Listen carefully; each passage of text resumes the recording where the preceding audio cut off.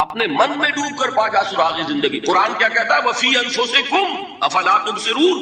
اور تیسری اہم ترین آیات کیا ہے؟ آیات قرآنیہ۔ ان میں تدبر کے ذریعے، غور و فکر کے ذریعے انسان ایمان حاصل کرے۔ یہ ٹاپ کا ایمان،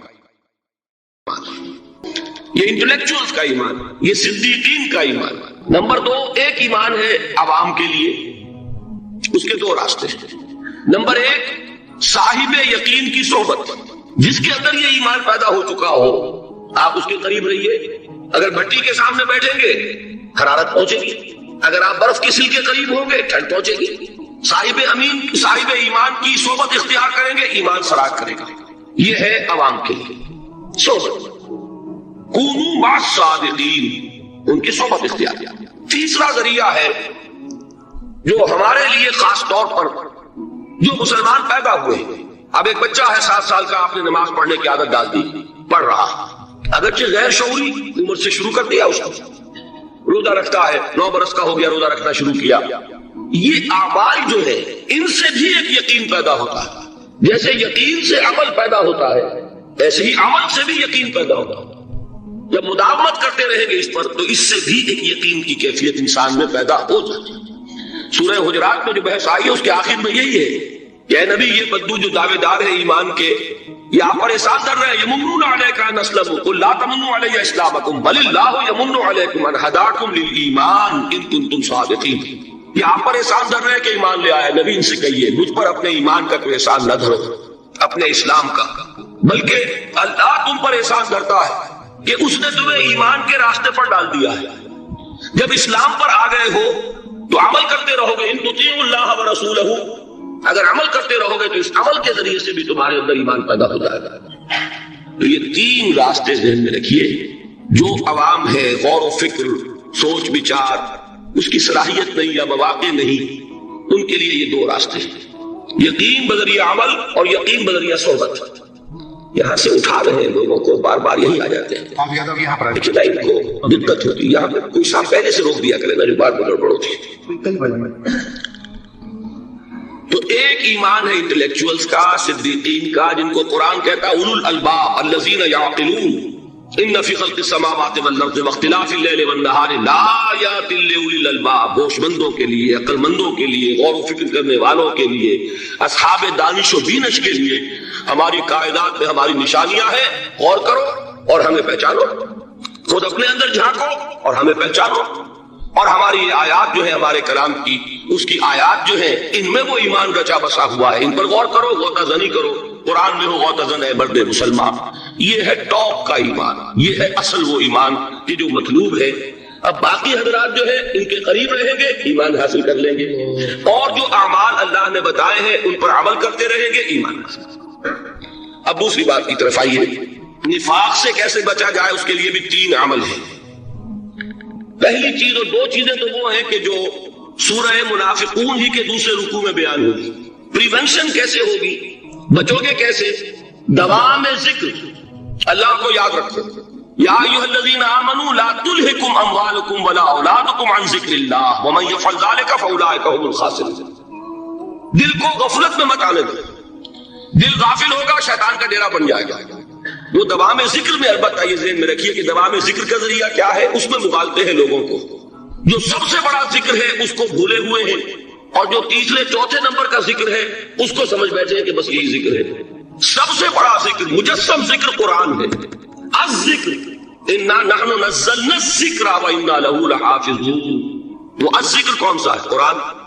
اسی کو فرمایا، میں نے وہ آیت سنائی تھی کہ لوگ تنزیہ کہتے تھے، یا ایھا الذی نزل علیہ الذکر انک لمجنون۔ حضور سے مخاطب ہو کہتے ہیں فلاں جس کے اوپر کے اس کے خیال کے مطابق ذکر نازل ہوا ہے، ہم تو تمہیں پاگل سمجھتے ہیں۔ وہاں بھی لفظ کیا ہے؟ الذکر۔ تو معلوم کیا ہوا؟ انا انزلنا الیک الذکر لتبین للناس ما نزل الیہم۔ یہ الذکر ہے، تو اس سے بڑا ذکر کوئی نہیں۔ تلاوت قرآن، تدبر قرآن، غور و فکر قرآن کا، قرآن کو یاد کرنا۔ اس پر میرا کتاب چاہے مسلمانوں پر قرآن مجید کے حقوق، اب تو یہاں شاید کوئی کتاب موجود نہیں رہی ہے، اور اگر آپ کو ضرورت ہوتی ہے پاکستان سے منگا لیتے ہیں ہر شے، پڑھیے انشاءاللہ آ جائے گی چیز۔ نمبر 2 ذکر کیا ہے؟ اقیم الصلاۃ لذکری، نماز کو قائم کرو میری یاد کے لیے۔ یہ ذریعہ ذکر میں وہ تو ہے ہی مجسم ذکر، اور یہ ذریعہ اس ذکر میں سب سے اہم ہے. یہ عملی ذکر بھی ہو رہا ہے اور قولی بھی ہو رہا ہے. سورہ فاتحہ پڑھی آپ نے، قرآن شریف کی کچھ آیات پڑھی، پھر رکوع کیا. یہ رکوع جو ہے یہ آپ کا عملی ذکر ہے کہ آپ نے اپنے وجود سے اللہ کی عظمت کو تسلیم کیا.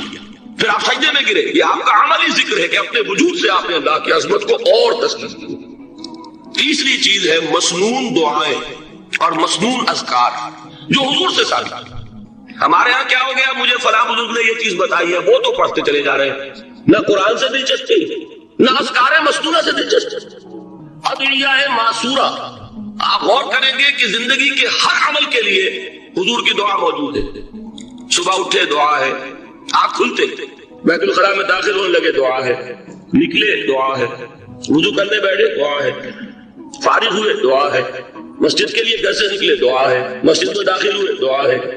مسجد میں تو ہے ہی ذکر، نماز ہے، تلاوت ہے، باہر نکلے دعا ہے، گھر میں داخل ہونے لگے پھر دعا ہے، سواری پر سوار ہو رہے ہیں دعا ہے، اتر رہے ہیں دعا ہے، شیشہ دیکھ رہے ہیں دعا ہے، کپڑے پہن رہے ہیں دعا. زندگی کا کوئی عمل نہیں یہاں تک کہ جو تعلق زن و شو ہے، جس کو کہ خالص حیوانی بات سمجھا جائے گا، اس کے لیے بھی دعا ہے.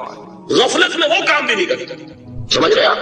اب آپ غور کیجئے، اس میں کوئی اضافی وقت نہیں لگا، کوئی اضافی پوسچر اختیار نہیں کیا، آپ نے یوں بیٹھو، اس طرح بیٹھو، یوں کرو، کوئی آپ کا وقت اضافی نہیں لگا. جو کام کر رہے ہیں اور آپ اللہ کو یاد کر رہے ہیں، اور وہ اللہ کی یاد اس کام کی مناسبت سے. ان ادعیاء معصورہ سے دو تعلق جڑ گئے انسان کے.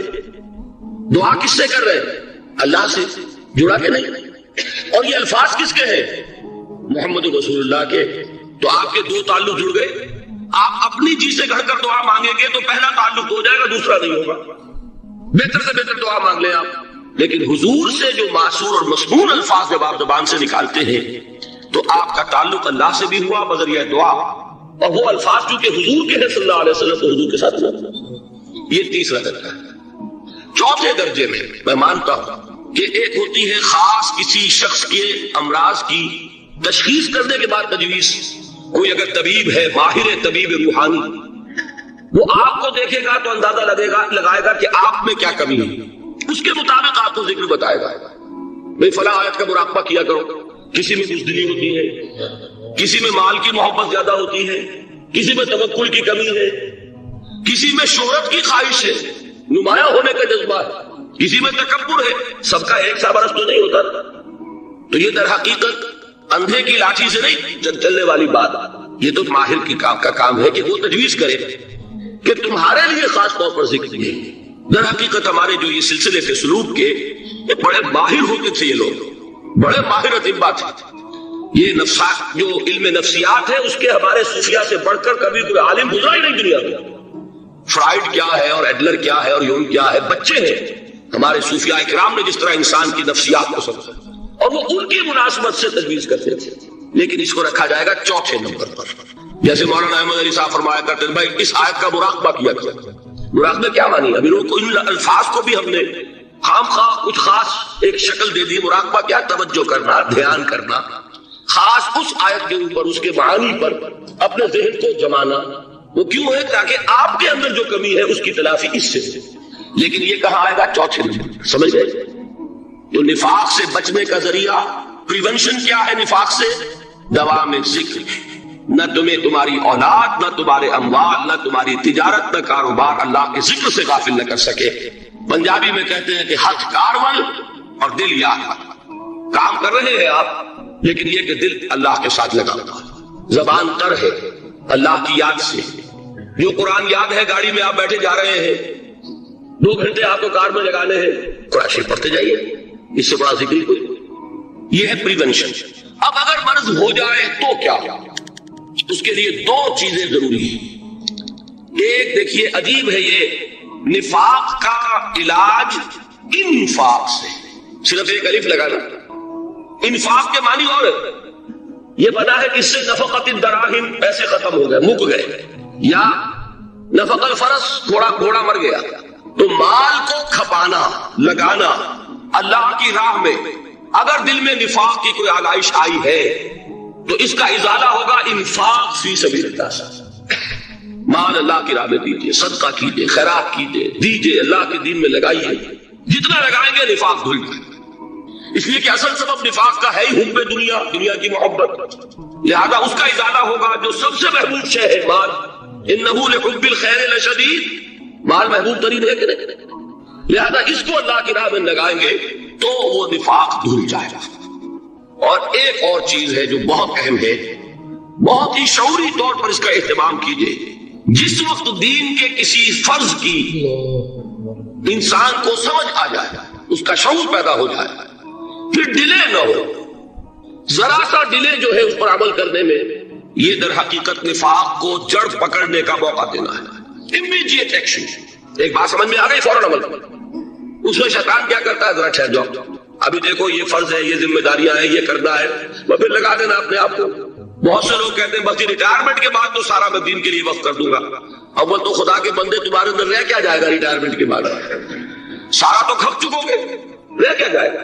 دوسرے یہ کہ یہ بھی جان لیجئے یہ کار دنیا کسے تمام نہ کر، ریٹائرمنٹ کے بعد کون فارغ ہو جاتا ہے؟ بیٹوں بیٹیوں سے فارغ ہوئے تو پوتے پوتیاں موجود ہیں، نواسے نواسیاں موجود ہیں، کبھی بھی وہ بوجھ ختم نہیں ہوتا زندگی کا۔ وہ تو یہ کہ آج بات سمجھ میں آئی ہے تو آج عمل ہونا چاہیے۔ قرآن مجید میں سورہ انعام میں بڑی شدید وعید آئی ہے، الفاظ ہیں یہ وَنُقَلِّبُ أَفْئِدَتَهُمْ وَأَبْصَارَهُمْ كَمَا لَمْ يُؤْمِنُوا بِهِ أَوَّلَ مَرَّةٍ۔ انسان پر ایک حقیقت کا انکشاف ہوا کہ یہ بات حق ہے، فوراً تسلیم کرے، کسی مصلحت کی وجہ سے، کسی بزدلی کی وجہ سے، کسی لالچ کی وجہ سے، کسی اپنی سیادت یا قیادت کی وجہ سے۔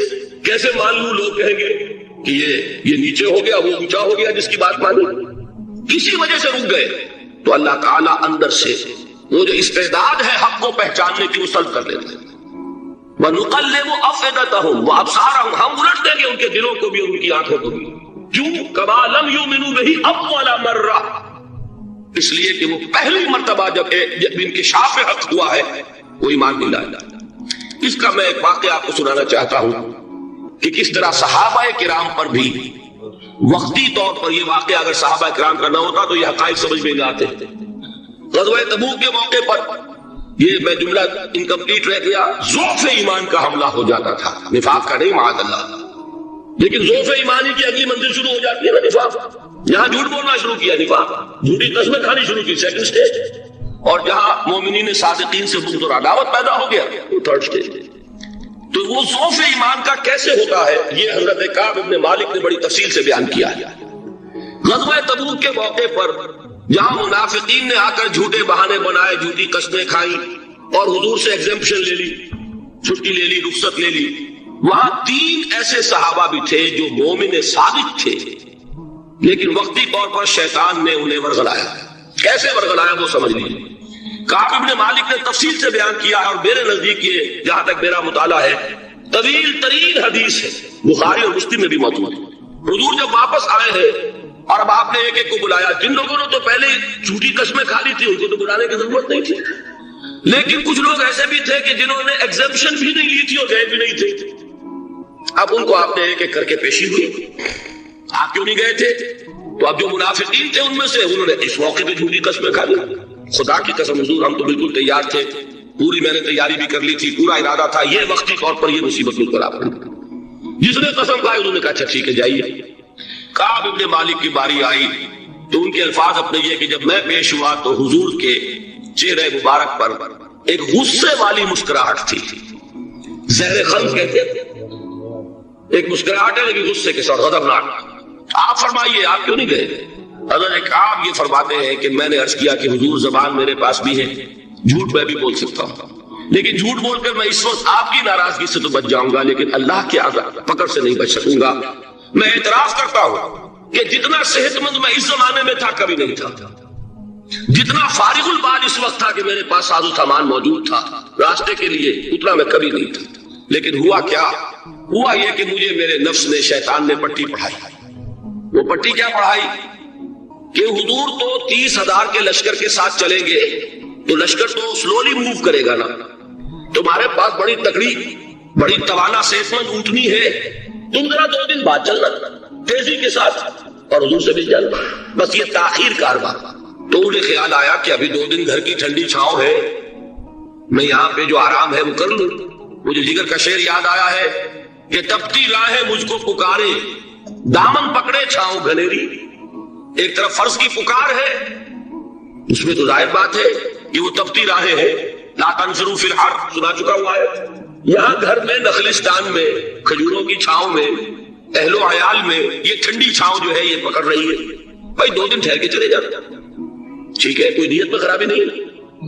اس کے بعد پھر جب ابھی 2 دن اور ٹھہر جاؤ، یہ تو بڑا لمبا سفر ہے، ذرا تیز اور دوڑ لینا۔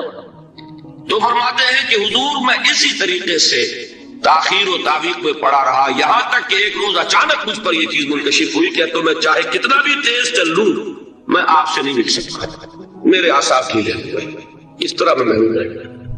حضور نے بائیکاٹ کا حکم دیا صحابہ کو، 3 صحابہ تھے ایسے، 2 اور تھے جنہوں نے اسی طریقے سے اعتراف کیا۔ حضور نے حکم دے دیا کوئی ان سے گفتگو نہ کرے، سوشل بائیکاٹ، بڑی سخت سزا تھی جو دی گئی ہے، اس کی بڑی تفاصیل ہے، اللہ تعالیٰ شوق دے تو وہ حدیث پوری پڑھی ہے، میں نے تو 2 جمعوں میں ایک مرتبہ صرف اس ایک حدیث کو بیان کیا تھا، شاید کئی کیسٹس ہوں میرے ہاں، ہمارے نمبر کوئی مجھے بھی یاد نہیں ہے، لیکن یہ بڑی عجیب حدیث ہے۔ لیکن اس میں جو اصل سبق ہے وہ کیا ہے؟ اس طریقے سے شیطان لے تو لال تاخیر تعویق، ابھی کیا جلدی ہے، ذرا اس کام سے فارغ ہو لو، ذرا پھر ترافی کر لینا، ذرا زیادہ زور سے کام کر لینا، یہ وہ چیز ہے کہ جو وہ تو خیر صحابی تھے بچ گئے، اگر وہاں جھوٹی قسم بھی کھا دیتے تو گئے تھے۔ یہ تو اتنا ہی ہے نا، مردی و نامردی قدم فاصلہ دارت، اس میں تو یہی ہے کہ ذرا ایک جھوٹی قسم کھا دیتے، جھوٹے بہانہ بنا دیتے تو اب ذوق ایمان نہ رہتا، وہ نفاق پسند شروع ہو جاتا۔ وہ اللہ تعالیٰ نے ان کو بچایا، لیکن یہ کہ ہم کیسے بچیں گے اگر ہم نے یہ روش اختیار کی؟ لہذا 3 کام دوام ذکر، نمبر 1 اس کی میں شرح کر چکا ہوں، 4 اذکار یاد کر لیجئے گا ان کو، ورنہ کیا فائدہ۔ نمبر 2 انفاق فی سبیل اللہ، نفاق کا علاج انفاق۔ نمبر 3 یہ عادت اپنے اندر پیدا کیجئے شعوری طور پر کہ جب ایک حقیقت واضح ہو جائے فوراً اعتراف، یہاں بھائی بات ٹھیک ہے آپ نے، جب ایک فرض کا احساس ہو جائے فوراً اس کی ادائیگی کے لیے آغاز۔ تاخیر و تعویق ہے کہ جس سے پھر نفاق کو موقع ملتا ہے۔ اللہ تعالیٰ مجھے اور آپ کو حقیقی ایمان عطا فرمائے اور نفاق سے بچائے رکھے۔ اب آئیے حقیقت و اقسام شرک پر۔ دیکھیے ہر شخص یہ جانتا ہے کہ اسلام دین توحید ہے، ایک لفظ میں اگر کہیں گے تو اسلام کا سب سے بڑا وصف، سب سے بڑی علامت توحید۔ وہ جو اقبال نے کہا کہ توحید کی امانت سینوں میں ہے ہمارے، آسان نہیں مٹانا نام و نشان ہمارا، تو توحید ہے۔ توحید کی ضد ہے شرک، ٹھیک؟ اس سے میں ایک نتیجہ نکالتا ہوں، کوئی مسلمان جان بوجھ کر مشرک نہیں ہو سکتا، یہ میرا نتیجہ ہے، جان بوجھ کر مشرک نہیں ہو سکتا۔ وہ شرک میں مبتلا ہوگا تو ناسمجھی میں ہوگا، نادانی میں ہوگا، وہ اسے شرک نہیں سمجھے گا۔ یہ ممکن نہیں ہے کہ کوئی مسلمان ہو، گیا سے گیا مسلمان، گزرا سے گزرا مسلمان، گھٹیا سے گھٹیا مسلمان، لیکن وہ شرک کو شرک سمجھتے ہوئے اس میں آلودہ ہو جائے۔ ہوتا کیا سمجھ میں نہیں آتا کہ شرک، تو ضرورت بہت ہے کہ ہم یہ پہچانے کہ یہ شرک ہے کیا۔ دوسری بات یہ جان لیجئے، ہمارے دین میں ناقابل عفو جرم کون سا ہے؟ 2 مرتبہ بیان فرمایا گیا سورہ نساء میں صرف، ان اللہ لا یغفر ویشرک بہ ویغفر ما دون ذلک لمن یشاء۔ اللہ تعالیٰ اسے تو ہرگز نہیں بخشے گا کہ اس کے ساتھ شرک کیا جائے، ہاں اس سے کم تر جس کو چاہے گا معاف فرما دے۔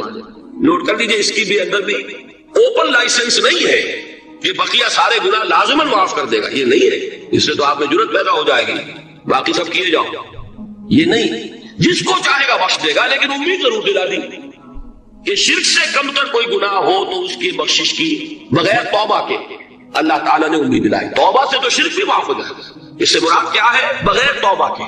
اللہ تعالیٰ نے فرمایا کہ اور گناہوں کے بارے میں تو امید کی جا سکتی ہے لیکن شرک کے بارے میں ہرگز نہیں۔ اہمیت واضح ہو گئی مزید۔ نمبر 3 اس شرک کی ہواگیریت کا عالم یہ ہے کہ سورہ یوسف کی آیہ مبارکہ ہے وَمَا يُؤْمِنُ أَكْثَرُهُمْ بِاللَّهِ إِلَّا وَهُمْ مُشْرِكُونَ۔ انسانوں کی اکثریت کا حال یہ ہے کہ وہ اللہ پر ایمان نہیں رکھتے مگر کسی نہ کسی قسم کے شرک کے ساتھ۔ یہ یونیورسلٹی ہے اس کی کہ اللہ کو تو مان رہے ہیں لیکن کسی نوع کا شرک جو ہے وہ بھی لگا رکھا۔ وَمَا يُؤْمِنُ أَكْثَرُهُمْ بِاللَّهِ، انسانوں کی اکثریت کا حال یہ ہے کہ وہ ایمان نہیں رکھتے اللہ پر، إِلَّا وَهُمْ مُشْرِكُونَ، مگر یہ کہ کوئی نہ کوئی شرک بھی کرتے ہیں۔ چوتھی بات یہ سمجھیے کہ شرک ہر دور میں بھیس بدل کر آتا ہے. یہ ضروری نہیں ہے کہ شرک کی جو قسمیں آج سے 200 برس پہلے تھی صرف وہی آج بھی رہے. ہو سکتا ہے کہ بالکل نئی شکلیں اس شرک نے اختیار کیا. اس سے کیا نتیجہ نکلا کہ اگر اجتہادی بصیرت نہیں ہوگی تو ہو سکتا ہے کہ ایک شخص جو ہمارے سابق علماء نے لکھ دیا یہ چیز شرک، یہ چیز شرک، یہ چیز شرک، یہ چیز شرک، آج سے 500 برس پہلے کا انسان بڑے سے بڑا عالم دین اپنے زمانے کے شرک کو پہچان کر تو لکھ سکتا ہے. اس سے تو آپ بچ رہے ہیں. امام ابن تیمیہ نے اس کو شرک قرار دیا، اس کو شرک قرار دیا، اس کو شرک قرار دیا. کوئی شخص ہے جو اس سے تو بچ گیا. امام صاحب کی دی ہوئی بصیرت سے اس نے کل جو اقسام ہے شرک کی ان کو پہچان لیا. لیکن یہ عین ممکن ہے کہ آج کے شرک کو وہ نہ پہچان رہا ہو، اپنی جگہ وہ سمجھ رہا ہو اپنے آپ کو بہت بڑا موحد، جبکہ اس دور کا جو شرک ہے اس میں ملوث. اس کو میں نے کہا ہے کہ اس شرک کے بارے میں بڑی اجتہادی بصیرت کی ضرورت ہے. فارسی کا ایک شعر ہے، بڑا پیارا شعر ہے. بہر رنگے کے خواہی جامہ می پوش، من انداز قدت رامی شناسا. اپنے محبوب سے کہہ رہا ہے شاعر کہ تم جس طرح کا چاہو لبادہ اوڑھ لو، میں تمہیں تمہارے قد سے پہچان لوں گا. کتنا ہی چھپا لو اپنے آپ کو، کیسے ہی لباس بدل لو. بہر رنگے کے خواہی جامہ می پوش، من انداز قدت رامی شناسا. میں تمہارے قد سے تمہیں پہچانتا. یہ اگر بصیرت نہ ہو کہ شرک کو اس کے قد سے پہچان سکے، اس کے لیے ضرورت ہے اصولوں کی. دیکھیے جس طرح الجبرا کے اصول ہوتے ہیں، فارمولا ہے، فارمولا ہاتھ میں آ گیا، مسئلے حل کرتے چلے جا رہے ہیں، آپ اپلائی کرنے کی دیر ہے فارمولے کے. اگر آپ نے صرف گنتی کر کے کسی زمانے کے شرک وہ تو سمجھ لیے، لیکن وہ بصیرت باطنی حاصل نہیں ہوئی، اجتہادی بصیرت، وہ اصول ہاتھ میں نہیں آئے کہ جس سے آپ پہچان سکے، تو ہو سکتا ہے کہ اس دور کے شرک کو آپ نہ پہچان سکے. اس کے لیے ضرورت ہے کہ اصل اصول ہاتھ میں آ جائے تاکہ اصولوں پہ اپلائی کریں. ایک بات مجھ سے اور سن لیجئے، میرا اپنا یہ تاثر ہے ہمارے دین میں خیر، بھلائی، نیکی، چاہے وہ نظریے کی ہو، علم کی ہو، عقیدے کی ہو، عمل کی ہو، اخلاق کی ہو، وہ سب کیا ہے؟ وہ توحید ہی کے شجرہ طیبہ کی شاخیں ہیں. اور شر، برائی، گمراہی، خیالات کی ہو، نظریات کی ہو، علم کی ہو، عقیدے کی ہو، عمل کی ہو، اخلاق کی ہو، سب کے ڈانٹے شرک کے شجرہ خبیثہ سے ملتے ہیں. اس شجرہ خبیثہ کے برگوبار ہے جو بھی برائی ہے، عمل کی یا علم کی، اور اس شجرہ طیبہ کے برگوبار ہے جو بھی خوبی ہے، عمل کی یا عقیدہ. یہ میرا تاثر ہے. اور جب تک اس انداز میں وہ آپ کو اندرونی رشتے ظاہر نہیں ہوں گے، آپ پر منکشف نہیں ہوں گے، وہ اجتہادی بصیرت جو ہے پیدا نہیں ہو سکے گی. اب آئیے ایک اور بات دیکھیے، شرک میں اور الحاد میں کیا فرق ہے، یہ بھی ہم نہیں سمجھتے. الحاد، مادہ پرستی، وہ کیا ہے؟ ایتھیزم، کسی بھی خدا کا انکار. ہمارے آج کے دور کی سب سے بڑی گمراہی ہے. شرک کیا ہے؟ خداؤں کو ماننا. یہ کیا ہے؟ تھیزم ہے، لیکن پولی تھیزم ہے. توحید کیا ہے؟ مونو تھیزم ہے، ایک خدا کا ماننا. لیکن شرک کے اندر ایک اور حقیقت کو پہچان لیجئے، شرک میں ہمیشہ ٹاپ پر ایک خدا کو مانتے ہیں، باقی سارے خدا نیچے ہوتے ہیں، اوپر جا کر وہ توحید ہوگی ہمیشہ. کوئی مشرکانہ نظام ایسا نہیں ہے جو ٹاپ پر جا کر توحید نہ بنتا. دیکھیے ہندو دیویاں، دیوتا بے شمار، لیکن مہادیو وہ بھی کیا دو ہیں؟ مہادیو وہ تو ایک ہے. انگریزی میں گاڈز، گاڈیسز، لیکن وہ چھوٹے جی سے لکھے جائیں گے، چھوٹے جی سے لکھے جانے والے gods and goddesses. Roman mythology ہو، گریک مائتھولوجی ہو، ان دیویوں دیوتاؤں کے نام ہی آپ نہیں یاد کر سکتے، لیکن گاڈ بڑے جی سے وہ ایک ہے کہ نہیں؟ ٹاپ پر جو ہے وہ ایک ہے. اس کو وہ بھی مانتے ہیں کہ اومنی پوٹنٹ، اومنیشنٹ، اومنی پریزنٹ، علی کل شیء قدیر، بکل شیء علیم، ہر جگہ موجود. وہ تو ایک ہی ہے، وہ تو کیپٹل جی سے لکھا جائے گا. باقی اس کے نیچے فوج ہے دیویوں کی، دیوتاؤں کی، خداؤں کی اور خدانیوں کی، وہ گاڈز اینڈ گاڈیسز ہیں. عرب میں کیا تھا؟ میں نے پہلے آپ کو دو مثالیں دے دی ہیں، تیسری اور ایران کی لے لیجئے. خیر کا خدا اور شر کا خدا اور، ایک یزدا، ایک اہرمن. ٹھیک، سنویت ہو گئی نا، دو خداؤں کو مانا. لیکن وہی ہے جو خدائے خدائے گاں، خداؤں کا خدا، اس کو ایک ہی مانتے ہیں. یہی معاملہ عرب میں تھا. اللہ وہ ایک ہی تھا ان کے، قرآن میں آتا ہے ان سے پوچھئے وَلَئِن سَأَلْتَهُم مَّن خَلَقَ السَّمَاوَاتِ وَالْأَرْضَ لَيَقُولُنَّ اللَّهُ، جب ان سے کہا جاتا ہے کہ کس نے پیدا کیا آسمان اور زمین کو، یہ فوراً کہہ گیا وَأَنَّىٰ يُؤْفَكُونَ، تو یہ ماننے کے بعد کدھر جا رہے ہیں؟ وہ کیا کہتے تھے کہ وہ بڑا اللہ تو ایک ہی، لیکن چھوٹے آلہہ ہے۔ آلہہ اور اللہ میں وہی فرق ہے جو کیپٹل جی کا گاڈ اور چھوٹے جی سے گاڈز اینڈ گاڈیسز، وہی فرق ہے کہ جو مہادیو اور دیویوں اور دیوتاؤں میں ہے، وہی وہاں تھا۔ اللہ وہ ایک اور سپریم، سب سے بالا تر، اس سے اوپر کوئی نہیں، تخلیق میں اس کا کوئی ساجی نہیں، لیکن اس نے کچھ آلہہ ہے جنہیں کچھ اختیارات تقسیم کیے ہوئے، کچھ اس کے لاڈلی ہستیاں ہیں جو سفارش کر سکتی ہیں۔ بس یہ شرک تھا مشرکین مکہ کا، بات سمجھ رہے؟ اس کا جائزہ لیں گے تو آپ کو، اور جو آج شرک کی اقسام میں بیان کروں گا اس کو ہاتھ میں لیں گے تو کسی موحد کا تلاش کرنا مشکل ہو جائے گا۔ ڈھونڈ اب ان کو چراغ رخ زیبا لے کر، آج جن کا نام مسلمان ہے ان کی اکثریت کسی نہ کسی نوع کے شرک میں مبتلا ہے۔ اب آئیے اقسام شرک۔ اقسام شرک میں بھی وہی کیفیت ہے جو نفاق کے بارے میں میں نے عرض کی تھی کہ ایک تقسیم یہ ہے جو علماء نے کی ہے، ایک ہے عقیدے کا نفاق، ایک ہے عمل کا نفاق۔ اسی طرح ایک ہے عقیدے کا شرک، ایک ہے عمل کا شرک۔ عقیدے میں نہیں، عمل میں۔ ایک تقسیم آپ نے سنی ہوگی شرک جلی، شرک خفی، ایک ہے ننگا شرک، کھلم کھلا شرک، ایک ہے چھپا ہوا شرک جو نظر نہیں آتا۔ لیکن ایک مغالطہ اپنے دل سے نکال دیجئے، بعض لوگ شرک خفی کو شرک نہیں سمجھتے، یہ بہت بڑی غلطی ہے۔ اگر وہ شرک نہ ہوتا تو حضور اسے شرک نہ کہتے، کوئی اور لفظ۔ عربی زبان کا دامن جو ہے محدود نہیں ہے، پھر اس کے لیے کوئی اور لفظ اختیار فرمایا جاتا ہے وہ شرک۔ لیکن ایک شرک ہے جلی جو نمایاں ہے، نظر آ رہا، ایک ہے شرک خفی جو نظر نہیں آ رہا، اور وہ کتنا خفی ہو سکتا ہے اس کی ایک مثال دی حضور نے۔ شرک خفی اتنا خفی ہو سکتا ہے، ذرا مبالغہ دیکھیے جو حضور نے بات کو سمجھانے کے لیے مثال میں جو مبالغہ اختیار فرمایا۔ ایک سیاہ اندھیری رات میں ایک سیاہ پتھر پر ایک سیاہ چیونٹی کو رینگتے ہوئے دیکھنا جتنا مشکل ہے، اتنا ہی شرک خفی کا پہچاننا مشکل ہے۔ بتائیے، آپ نے فرمایا انا اصول عرب، میں عرب کا فصیح ترین انسان ہوں، اس سے آگے کوئی مثال دی جا سکتی ہے؟ اندھیری رات، تاریک رات، پتھر سیاہ، چیونٹی سیاہ، کون دیکھ سکتا؟ جتنا اس کو دیکھنا ناممکن ہے اتنا ہی شرک خفی کا پہچاننا مشکل ہے۔ گویا کہ اس سے تو اللہ ہی بچائے گا تو انسان بچے گا۔ ایک آخری بات تمہیداً اور عرض کر دوں، پھر میں چلوں گا اقسام پر۔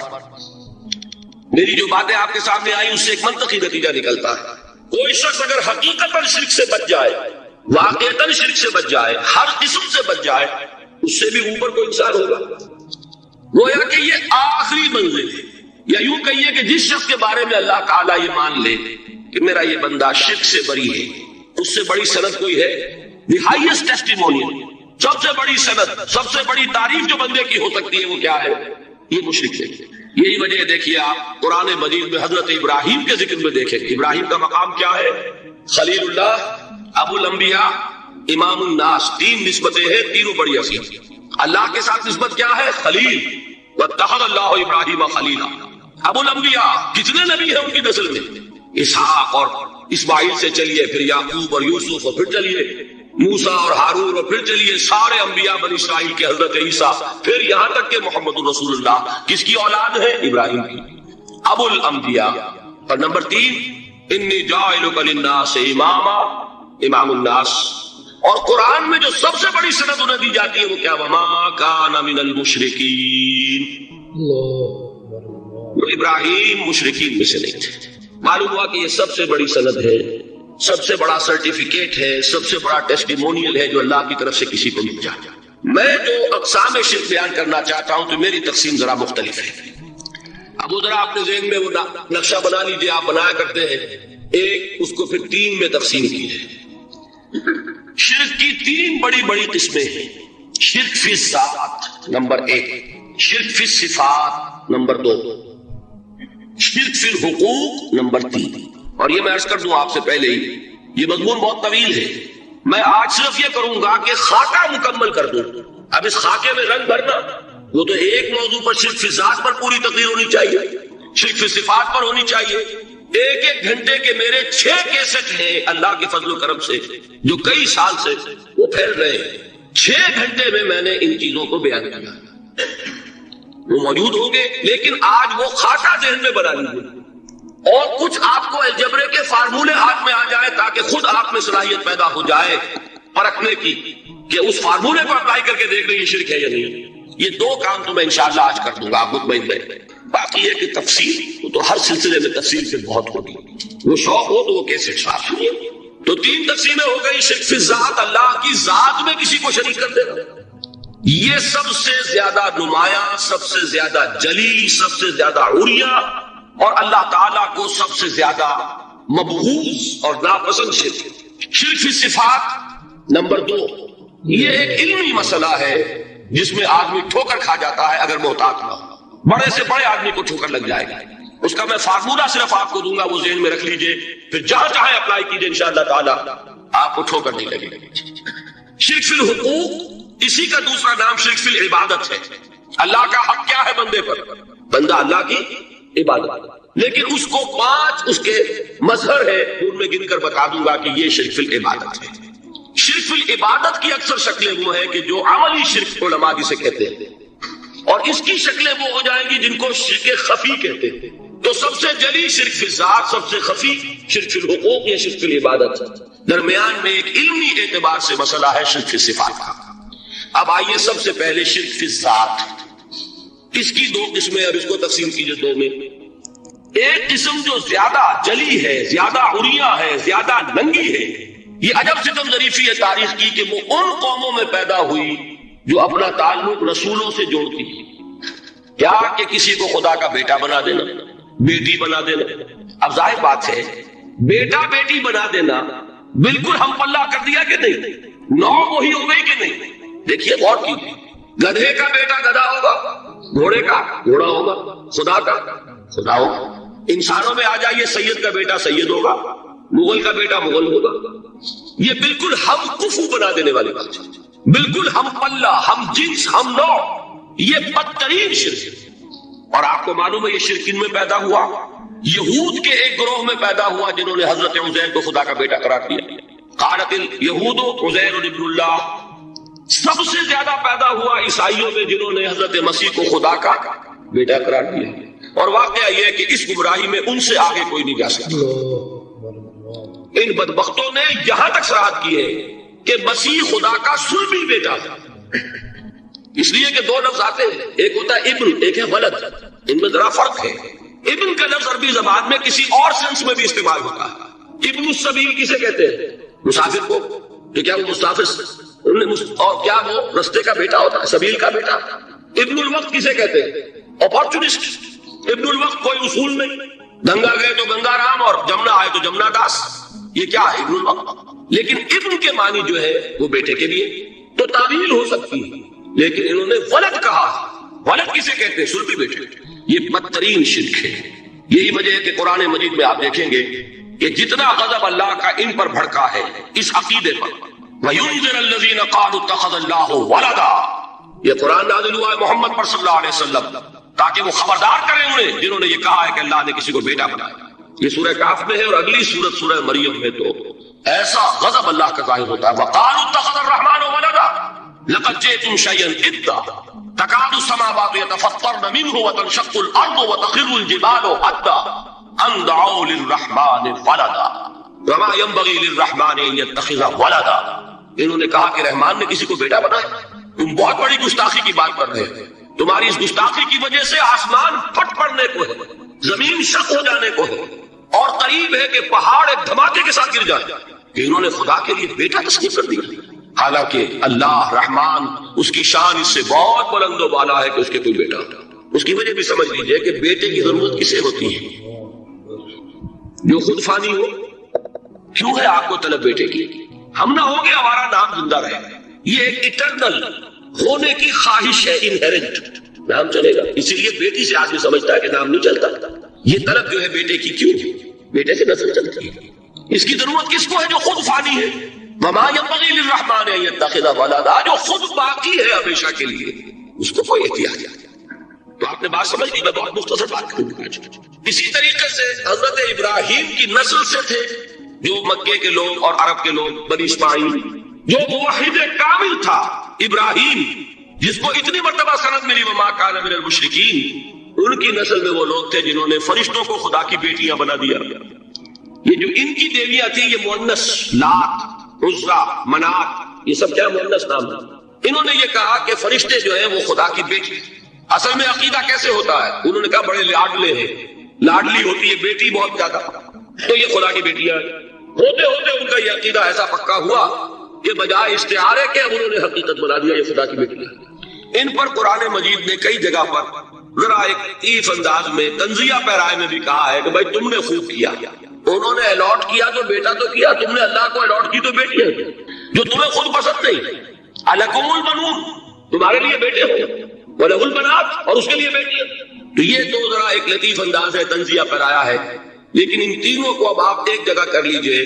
بیٹا بیٹی قرار دینے کا شرک یہ کیا ہے؟ شرک فی الذات، ہر اعتبار سے اللہ کا مثل بنا دینا، ہم کف بنا دینا، ہم پلہ بنا دینا، ذات میں شریک کر دینا. یہ بدترین شرک ہے. یہی وجہ ہے دیکھیے قرآن مجید کی حسین ترین سورت کون سی ہے؟ سورہ اخلاص، جو ایک تہائی قرآن کے مساوی حضور نے قرار دیا جس کو سنو سے قرآن کے مساوی، وہ در حقیقت کسی شرک کی نفی پر ہے. قل هو اللہ احد اللہ الصمد لم یلد ولم یولد ولم یکن له کفوا احد. یہی آیا اس میں سورہ بنی اسرائیل کی آیت آخری میں نے سنائی تھی، وقل الحمد للہ الذی لم یتخذ ولدا. کہو کہ کل شکر اور کل تعریف اس اللہ کے لیے جس نے کسی کو اپنا بیٹا بیٹی نہیں بنایا. ولد دونوں پر جاتا ہے، اولاد جیسے آپ کہتے ہیں اولاد بیٹا بیٹی شریک ہوتے ہیں، نہ اس کا کوئی بیٹا نہ اس کی کوئی بیٹی، نہ وہ جنا گیا نہ اس نے کوئی جنا. ایک قسم تو یہ ہوئی شرک فی الذات کی. دوسری قسم کیا ہے؟ یہ ان مذاہب میں ہوئی ہے جو نبیوں اور رسولوں کی طرف نسبت نہیں رکھتے بلکہ فلسفیانہ مذاہب. ہندوستان کے اکثر مذاہب فلسفیانہ ہیں. فلسفیانہ مذاہب میں یہ شرک فی الذات کس شکل میں پیدا ہوا؟ دو شکلیں پیدا ہوئی، ایک ہماؤست اور ایک حلول. حلول کیا ہے؟ اللہ نے کسی انسان کے اندر اپنے آپ کو حل کر دیا، انسانی شکل میں وہ خود ظاہر ہو گیا. اوتار کا عقیدہ، انگلش میں گاڈ انکارنیٹ. عیسائیوں میں بھی حضرت مسیح کو گاڈ انکارنیٹ بھی قرار دیا گیا. خود خدا نے یہ شکل اختیار کیا. لال چندر جی ہو، کرشن جی مہاراج ہو، کیا ہے یہ اوتار ہے. اللہ نے ان میں حلول کیا یا اللہ نے ان کی شکل میں ظہور کیا. سمجھ میں آ گیا؟ اور ایک عقیدہ کیا ہے؟ یہ بڑا فلسفیانہ مسئلہ ہے، دیکھیے بڑا ٹیڑھا مسئلہ ہے یہ، لیکن میں اس وقت اس کی تفصیل میں نہیں جاؤں گا، بہت باریک باتیں ہو جائیں گی. مسئلہ کیا ہے کہ اگر خدا کو مان لے تو پھر سوال یہ ہے کہ خدا نے اس کائنات کو کیسے پیدا کیا. یہ ایک سوال آتا ہے ذہن میں، جس کے نہیں آتا وہ کہے گا پاگل پن ہے، خامخواہ اس پر کیوں سوچتے ہیں. لیکن جس کے ذہن میں سوال آ گیا اس کے لیے بڑی مصیبت ہو جاتی ہے. وہ تو سوچتا ہے انسان کا اختیار نہیں ہوتا اپنے ذہن پر، وہ لاکھ رو کے اسے مت سوچو، وہ تو اور سوچے. یہ مصیبت ہے فلسفی ہوگی. کیسے پیدا کیا؟ اب ایک تصور تو یہ ہے کہ جیسے یہ میز ہے بڑھئی نے بنایا اس کو، بڑھئی علیحدہ ہے میز علیحدہ ہے، لیکن اس میں یہ بات ماننی پڑے گی کہ پہلے کوئی چیز تھی جس سے میز بنائی. لکڑی تو تھی نا، اس سے میز بنائی. لہذا ہندوؤں میں ایک عقیدہ یہ ہے کہ خدا بھی قدیم، مادہ بھی قدیم. خدا نے اس مادے سے یہ شے بنا دی، ایک مادے سے یہ بنا دی. کوئی مٹی کی تغاری ہوتی ہے، کمہار اس سے کوئی رکابی بنا دیتا ہے، کوئی وہ ہڈیا بنا دیتا ہے، کوئی گھڑا بنا دیتا ہے. مٹی تو ہے نا پہلے. تو مادہ بھی قدیم، خدا بھی قدیم، اور مادے سے خدا نے یہ شکلیں بنا دی. ٹھیک، یہ بھی سنویت ہو گئی، توحید تو ختم ہو گئی. تو جن لوگوں کا ذہن تھا توحیدی لیکن اس مسئلے میں الجھ گئے، انہوں نے ایک اور شکل تجویز کی کہ خدا خود ہی اس شکل میں تبدیل ہو گیا. کیسے؟ جیسے برف پگھلتی ہے تو پانی بن جاتا ہے. پانی کہاں سے آیا؟ برف سے. اب کوئی پوچھے برف کہاں ہے؟ بھائی یہی پانی ہے، یہی برف ہے یا نہیں؟ اسی پانی کو آگ کے اوپر آپ نے رکھ دیا، وہ بھاپ بن گئی. اب آپ کہیں برف کہاں ہے، پانی کہاں ہے؟ یہی بھاپ جو ہے یہی در حقیقت پانی ہے، یہی بھاپ جو ہے یہی برف ہے. یہ ہے وہ ہماؤس پینتھیزم جس کو انگریزی میں کہتے ہیں، کہ خود خدا نے روپ دھار لیا اس کائنات کا. یہ دو فلسفے ہیں. کیا ہے یہ؟ بدترین شرک. پہلی اگر شکل ہے تو وہ انسان خدا قرار پا گیا، جس کو اوتار مانا وہ خدا ہو گیا کہ نہیں. اور دوسری شکل میں تو ہر چیز ہی خدا ہے، یہ بھی خدا، یہ بھی خدا، پتھر بھی خدا، درخت بھی خدا، ہر چیز خدا. اس لیے کہ وہ برف پگھلی ہے تو پانی بنا ہے. وہ پانی چاہے زیر زمین آ رہا ہے، وہ پانی چاہے زمین کے اوپر دریا کی شکل میں آ رہا ہے یا زمین میں سوتے چل رہے ہیں، پانی تو وہی برف ہے جو پہاڑوں پر ہمالیہ پر پڑا ہوا ہے، وہی پگھل رہا ہے، یہ کچھ بن رہا. یہ ہے شرک فی ذات کی دوسری قسم جو دنیا میں رہی، پینتھیزم اور انکارنیشن، یا حلول اور ہمہ اوج. سمجھ میں آگے؟ اب میں ایک بات آپ سے عرض کروں گا.